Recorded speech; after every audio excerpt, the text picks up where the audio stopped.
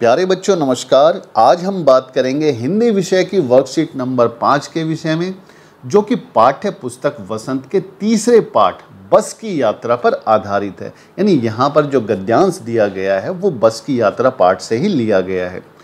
अब ये जो लिखा है ये लिखा है हरिशंकर परसाई जी ने। यह एक व्यंग है।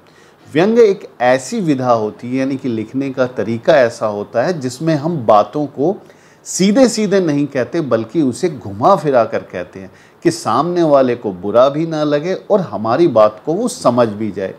तो आपने देखा होगा, मान लीजिए क्लास के अंदर कोई बच्चा लेट आता है और टीचर कहता है मुस्कुराकर, आओ भाई आओ, बहुत जल्दी आए।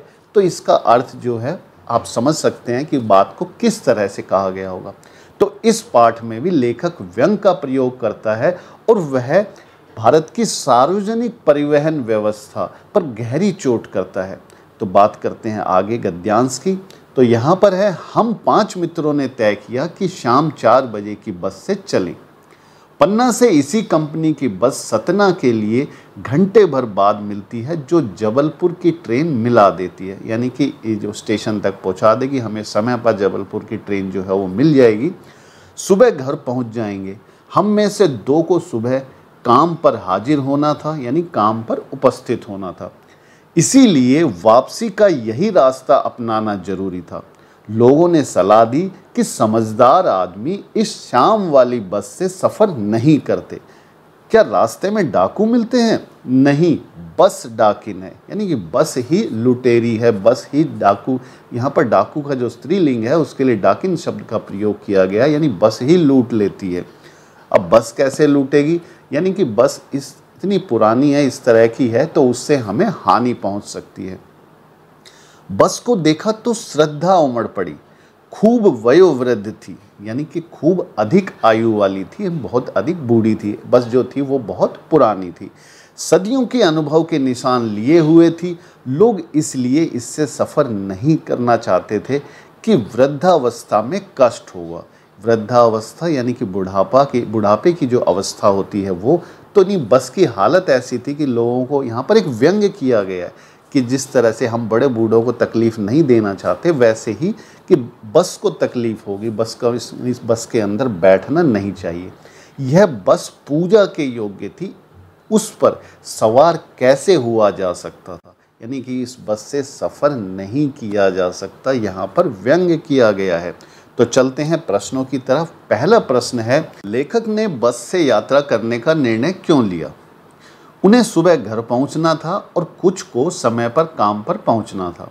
यह वह बस थी जो जबलपुर की ट्रेन पकड़वाकर समय पर पहुंचा देती, यानी कि जो आपको उनको ट्रेन पकड़नी थी वहां पर ये समय पर पहुंचा देती।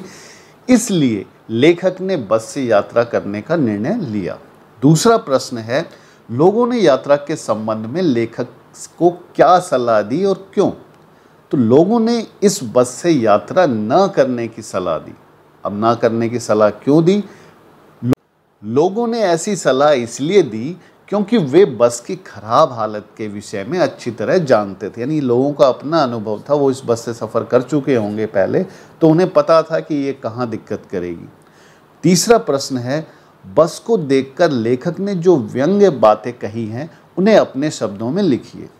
तो ये है, बस बहुत पुरानी थी, उसकी हालत देखकर मन में सम्मान जग गया। जिस तरह हम बड़े बूढ़ों को तकलीफ नहीं देते, वैसे ही लोग इससे सफ़र नहीं करना चाहते थे कि बुढ़ापे में इसे कष्ट होगा। यह तो पूजा के योग्य है। अंतिम प्रश्न है, अपनी कल्पना से अपने घर में पड़ी किसी भी पुरानी चीज़ को देखते हुए मजाकिये लहजे में उससे होने वाली बातचीत को लिखिए। तो ये संवाद लिखने का तरीका है, एक डायलॉग्स लिखने का तरीका है, और इसमें आप अपनी कल्पना को एकदम खुला छोड़िए, जो मर्जी सोचिए, तो उसको फिर व्यवस्थित रूप से, बस भाषा आपकी शुद्ध होनी चाहिए। तो जैसे देखें, पुराना पंखा, अब यहाँ पर जो पुराना पंखा है वो कह रहा है, बेटा मुझे नीचे उतार दो। अब मैं क्या कह रहा हूँ? क्यों? पुराना पंखा। बेटा उल्टी का मन हो रहा है। मैं, कल बिजली ज़्यादा खाली होगी, थोड़ी खाया करो। पुराना पंखा, अरे ना बेटा, तुम्हारा मीटर तेज चलता होगा। तो इस तरह से आप बातचीत जो है वो लिख सकते हैं।